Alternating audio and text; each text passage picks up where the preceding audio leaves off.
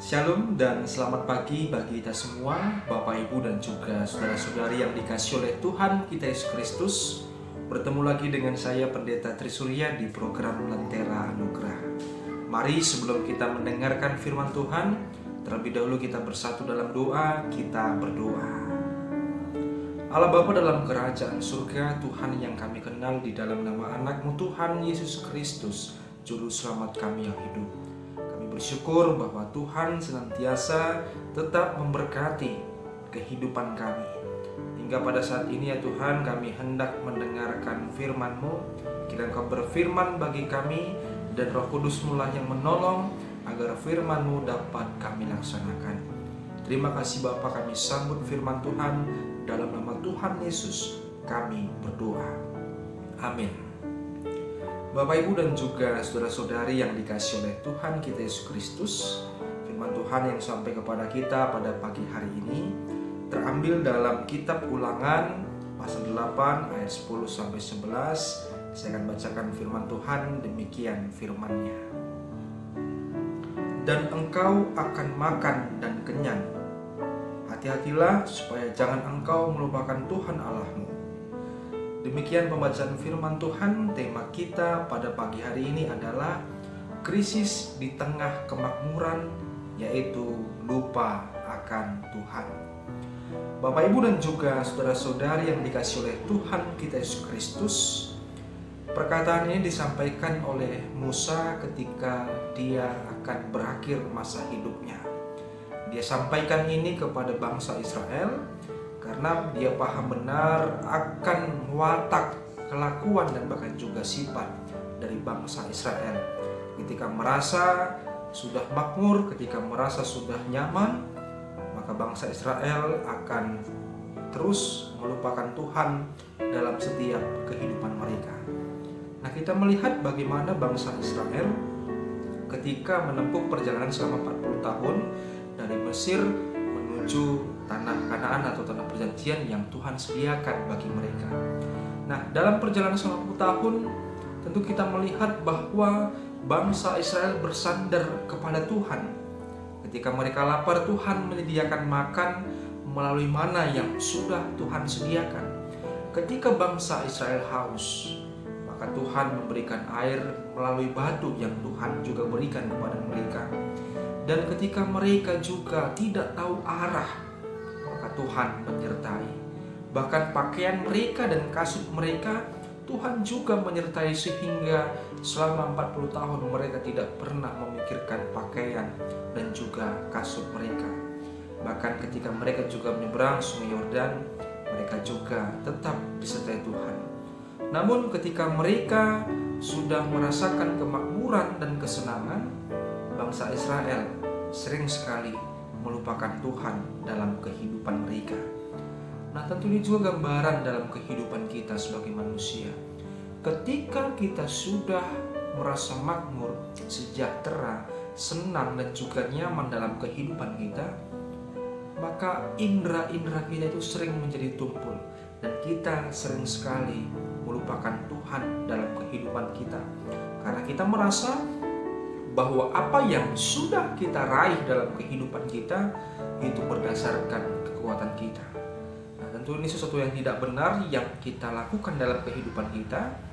Maka oleh sebab itu kita juga senantiasa ketika merasa nyaman, ketika merasa makmur dan bahagia dalam kehidupan kita, kita tidak akan pernah melupakan Tuhan.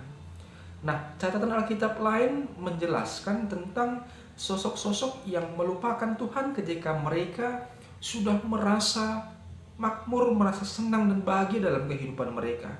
Nah, kita melihat salah satu contoh adalah seorang raja yang bernama Rehabeam. Ketika dia dalam bahaya, ketika dia dalam sebuah perjuangan, dia selalu mengandalkan Tuhan dalam kehidupannya.